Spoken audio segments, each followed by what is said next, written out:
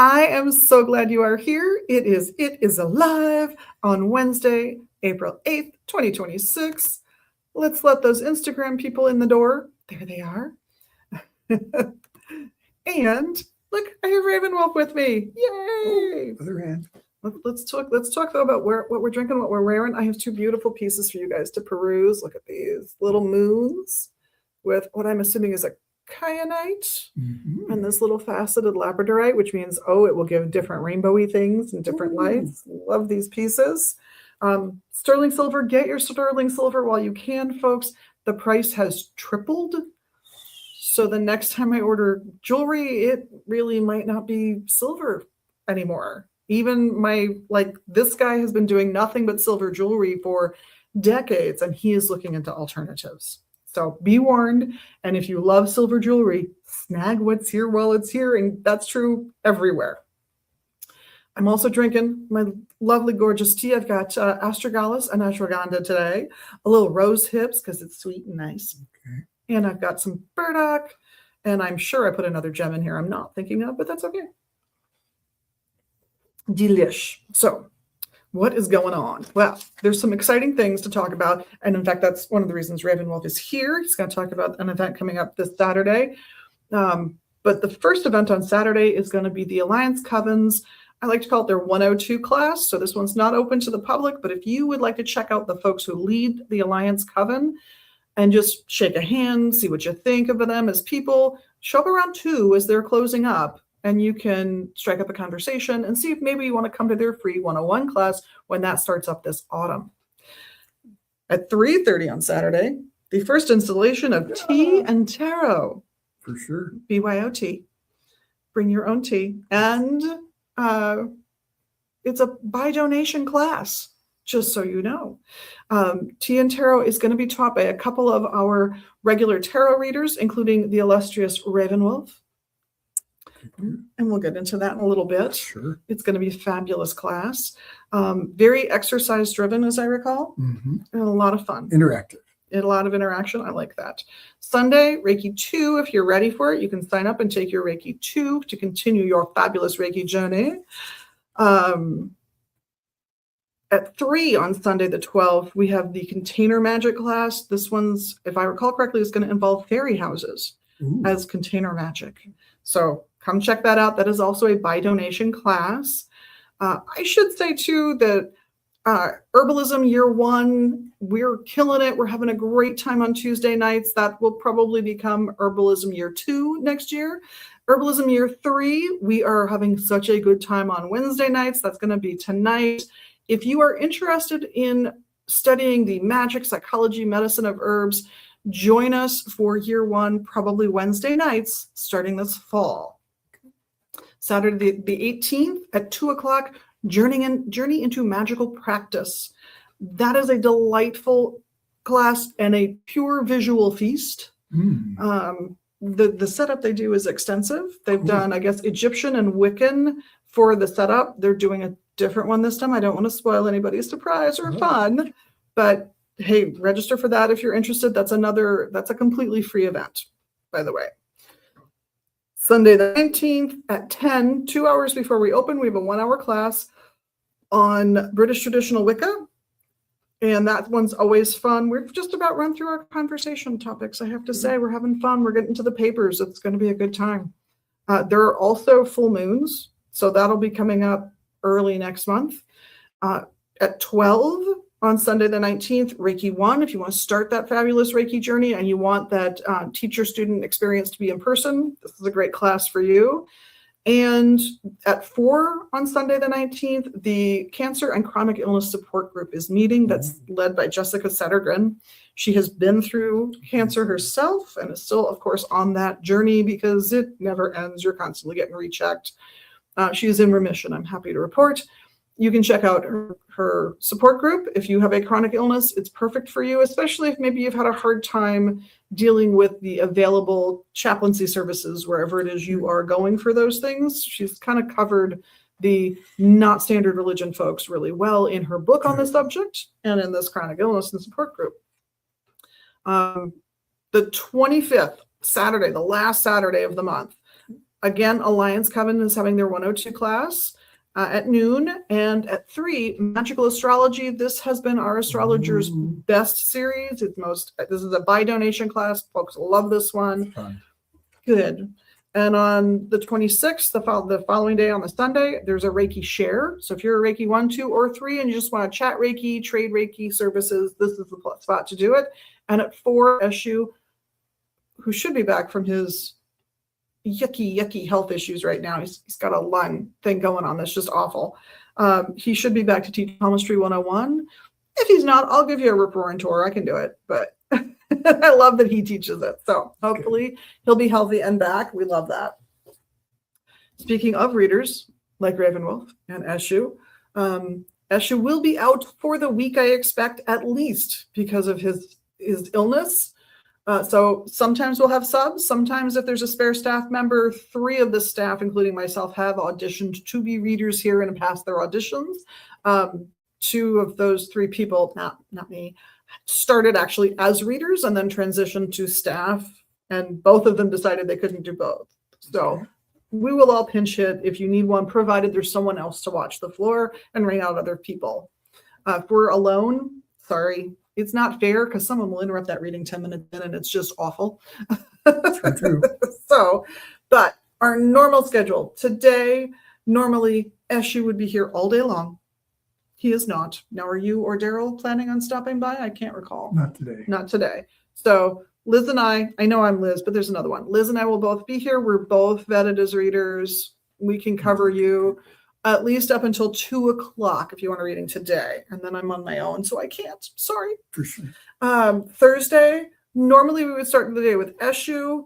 Are you going to be in early? I'll come in a little early. You're going to come in a little early for that. So normally you'd be here at 3 tomorrow, but you'll come in a little before that and stay with us, which is delightful. Thank you.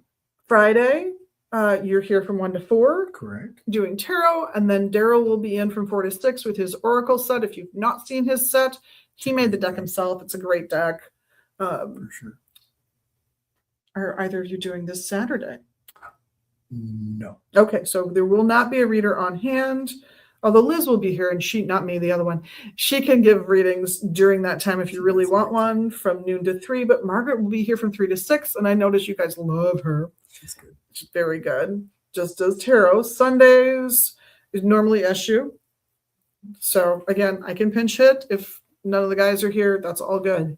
Monday, Daryl will be back with his Oracle deck from noon to 2, and then Morpheus will be doing dream interpretation for the rest of the day. He's very good at it. Highly recommended. If you've got a dream you've been puzzling over and that the internet and the books are just not fitting, he'll have the right interpretation for you. He's really good at it.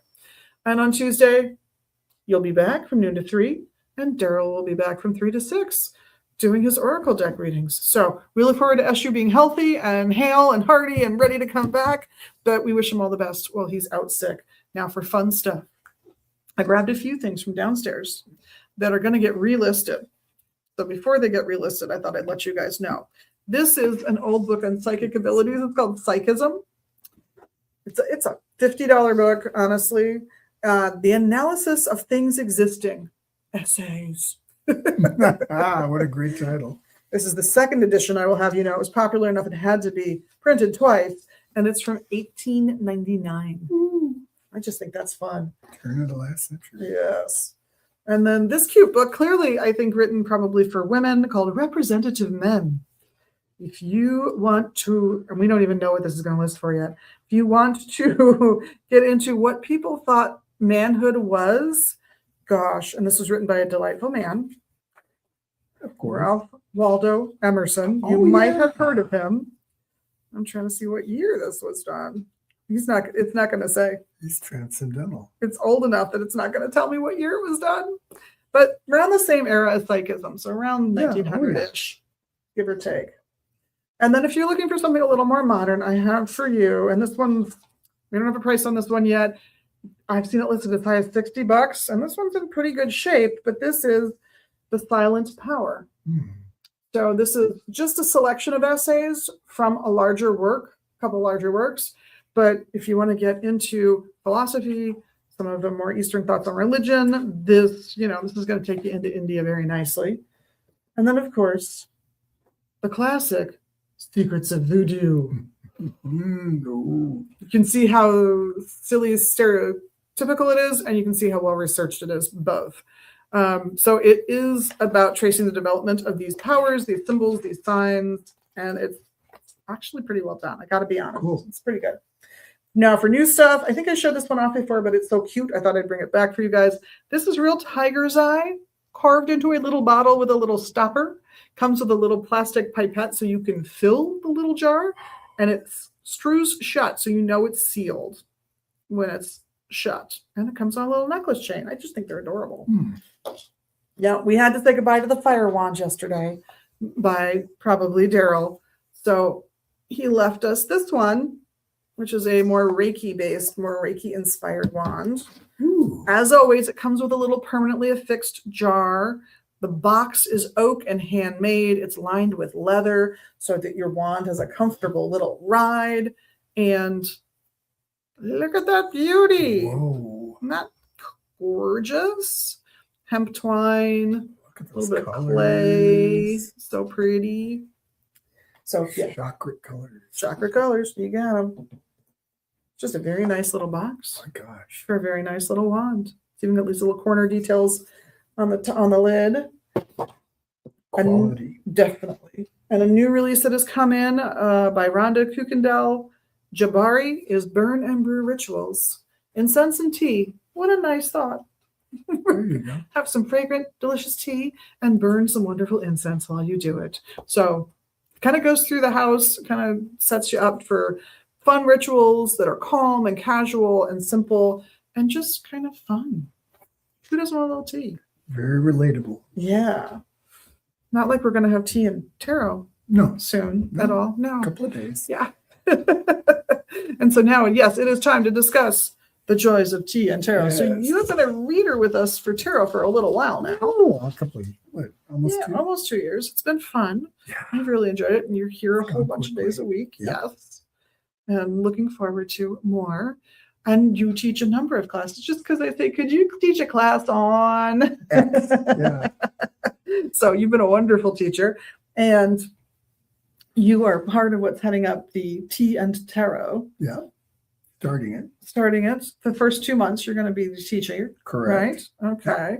Then we'll alternate after that. Yes, that sounds good. It'll be you and Margaret at some point. But tell us what you're planning for this Saturday. Well, for this Tea and Saturday, Tarot. I happen to bring my bag of tarot Yay! that I bought here at Magus. There's the product placement, right? Yes, right. The fabulous bag. I'm not wearing a scarf, so we have that. So this is not exactly product placement, but it is a deck that we're going to look at. Well, I got to That's go right. that Yeah, way. gotta go A backwards. Golden Tarot. This is an interesting deck.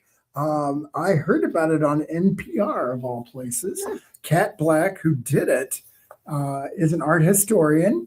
And their question to her is, why did you use Romanesque paintings to do these tarot decks? What she did is she collaged how can we get this without? There we go. She did a whole bunch of collages with different pieces from different, well, let's see if we can go from the front here. There we go.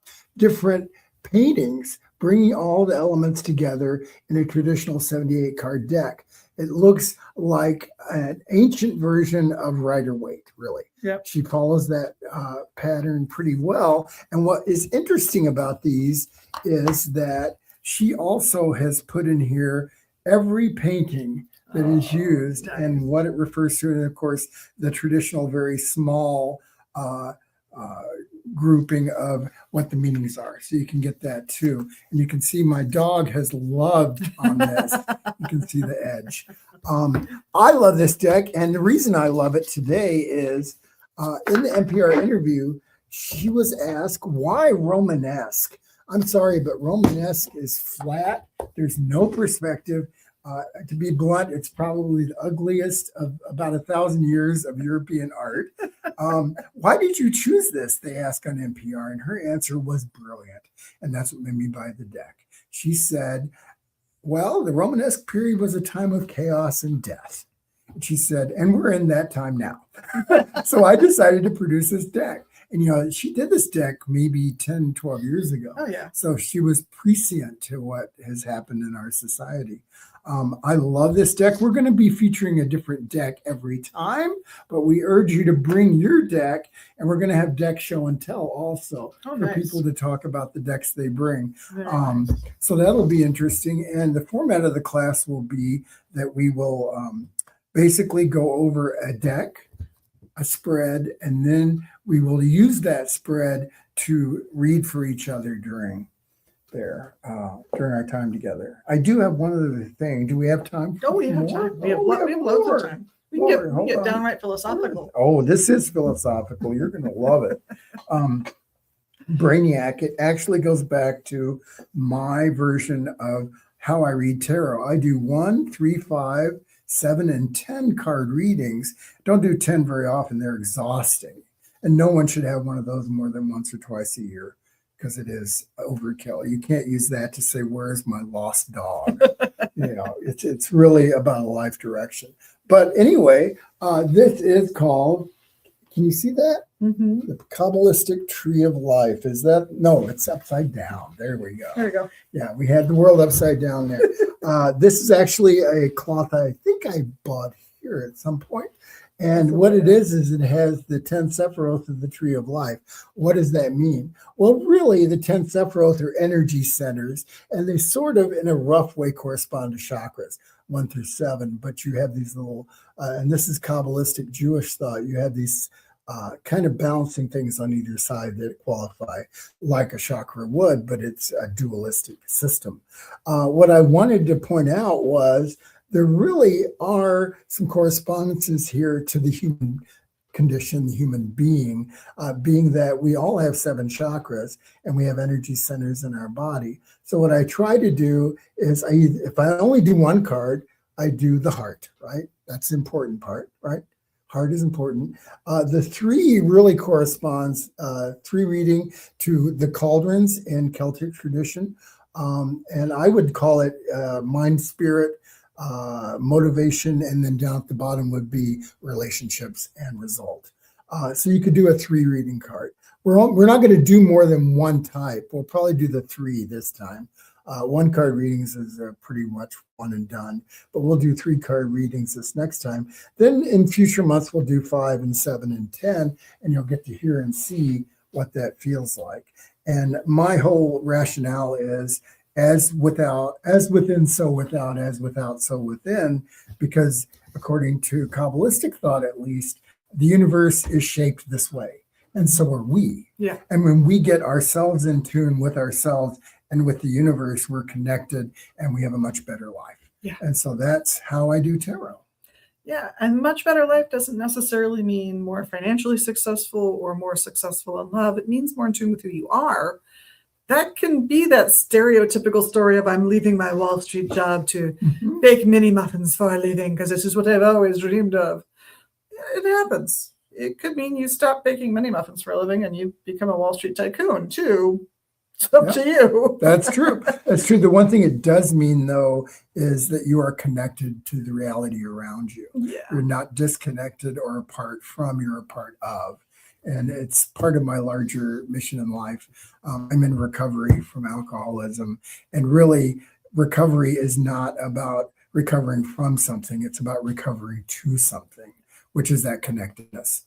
So that's how I do things. Yeah, basically. Well, and I think that that's true for a lot of people. When you have to deny yourself of a basic part of who you are, you spend time finding coping mechanisms, whether that's I'm going to play golf every weekend and I don't care about my marital relationship, or I'm going to turn to a substance that I will then overuse and abuse to the detriment of my entire life, because you don't want that life. That's true. Part of the underlying motivation to those things is this isn't actually where I want to be. Well, then get out and go where you need to be. And to bring it back to tarot, yes. Really what we're doing when we read cards is reading the person. Yeah. And I actually, unlike some readers, I want my clients to touch the cards. This is not a hands-off thing. This is, I want you to shuffle them because then you put your energy in and the cards respond. And it's also my working theory, because I'm an animist, that the cards are living, just like everything is living, including computers, believe it or not. So that I think at the end of the day, that conversation is between the cards and you, and I'm sort of the intermediary that gets to sit and enjoy the conversation. So you're really doing your own reading every time. And I try to tell people that, not be afraid of it, because it isn't something exterior to yourself. It's actually an insight into who you are as a person. And then if you learn about who you are as a person, you can have a better life. And I tend to agree with you. I like the person to shuffle and cut the cards last. Their influence should be the last influence that touches the cards. Now, I know there are readers who don't want anyone to touch their cards, and I have complete respect for that. That doesn't bother me in the least. But for me personally, And the crass way I will say it is, you shuffled them, you cut them, it's your fault. Bad reading, bad shuffling. There's no, although I was also trained, there are no bad readings. There are no bad cards. Even my birth card, which is the 3 of Swords. When I found that, I was like, God, why did you do this to me? And then I realized, I looked at the alchemical deck, and it's 3 swords, piercing a heart, and of course, causing blood to come out. The blood in the alchemical deck waters the mystic rose, so that there is, out of all the stuff that happens in our lives, there's always a fruitfulness if we let that happen. So that would be analogous to being Odin. There you go. Hanging upside down. World tree. So same thing. Those little sacrifices we all make. And I think every good symbolic system, religious system, has a place where that kind of sacrifice is exemplified, because I think it's part of life. You go to that movie because your partner really likes that movie. I'll get popcorn. And to be honest with you, part of what I liked when I would go see a comedy that was a little more gross than I would enjoy is watching my partner laugh. There was nothing better to me in the world than watching them burst out laughing out loud. That's a good thing. It's a joyous thing. So it's not that I'm not going to like the movie. It's I'm going to find the thing that I like about the situation, and I'm going to enjoy that. The movie was fine. Each and every one of them were fine. Some of them were funny to me. Some of them were not funny to me at all. Never. Sorry, Uncle Stephen. I'm never going to be a big fan of Beavis and Butthead. He wasn't a fan. Oh my God. He was an artist. No. And I'm not a physical comedy kind of person, so I would have a hard time finding anything about Beavis and Butthead to like. But watching him watch it was so amazing. It was so funny. Well, it goes back to, how do you deal with situations in your life? You can focus on them and get obsessed with them, or you can let them arise and fall, like Buddhist teaching is. It's here, but guess what? It's not going to be here forever. It's like Cadbury cream eggs. It's a limited time only. After Easter, they go on sale and they disappear. And that enables us to not only enjoy fully the things that happen to us that are good, but also to deal with the things that aren't so good. And can I make another cross plug? Okay. What I discovered, I took the Reiki 1 and 2, and all of a sudden, after Reiki 1 and 2, my eyes got open. And then sometime a few months later, I suddenly realized, wait, Reiki and tarot are really about the same energy. Yes, they are. They're not about two different energies. They're about two different ways of accessing and approaching and reading that energy. And when I realized that, it made both of my experiences richer. In fact, I did Reiki session a couple of weeks ago for a woman who was undergoing cancer surgery. And one of the things is, what card are we going to choose to represent this situation? And we said the Strength card, and then somebody had to go ruffle around and find a deck, and you're not going to believe what card was on top. The Strength card. Nice. So it was like, okay, universe, you're telling us this is the right card. So I am so thankful to have the ability to help people in that way, and also help myself. I do a daily card pull for myself. I don't think it's a case where, the physician who treats himself has a fool for a patient, but I do think there's benefit to having a third party look at things for you. Yeah. Same thing with Reiki. You had the energy. Yeah.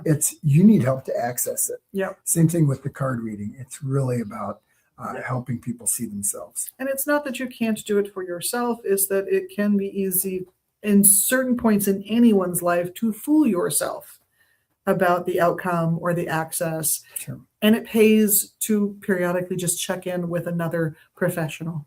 Yep. At some point, check in with another Reiki practitioner. Get a tarot reading every once in a while. If you're a tarot reader, it's a good idea. Reality check. Yeah. That's why I like reading for each other. In fact, Daryl did a reading for me. Actually, we were just waiting for something to happen, and he was showing me the cards. And all of a sudden, because I hadn't seen him before, and all of a sudden his deck started doing a reading, and we're like, and it was spot on. And he had no idea what he was referring to, but he was pulling it out of the ether, which is basically how we do things. Yeah. It exists in the ether and out in this universe of ours, and we just basically access it. And it's not like filing cabinets. I always thought Akashic records were filing cabinets, and you go in and you open it. Yeah. Here's the file. Yeah. No, it's energy. It's really reading that energy. It really is. Yeah. And I think it's funny that your reading with him echoed his audition with me, because you have to audition to be here.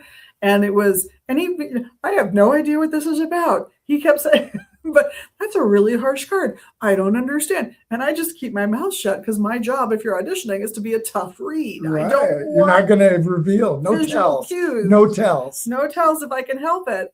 And I'm pretty good at that, which disturbs some folks. But the reading was, I had to tell him later, just because I had to put him out of his misery. That was clearly a reference to the fact that my husband's been dead for just over a year. And he went, oh, okay. Now it all suddenly locked in and made sense to him, but without the details of the life. You have to be a very good reader. Yeah. Well, it's supra-rational. It's beyond reason, but that doesn't mean it's unreasonable. It just means it's beyond. And that goes back to my diagram of human existence: spiritual, intellectual, motivational, and relational. And until you get all three of those in line, just like your chakras, it's going to be a tough ride. It is a tougher ride. Yeah. Yeah. And that just because you figured it out today, by the way, does not mean it doesn't shift 5 years from now. It's daily. And you need a completely different thing. And there's nothing wrong with that either. Yep. Things change. Yeah. Check in with other folks. Make sure you're not completely off your own rocker. I can definitely think of instances where someone said, if everybody in this room tells me I'm crazy, then I'll know I'm off. Eventually, everybody in that room did tell that person that they were crazy.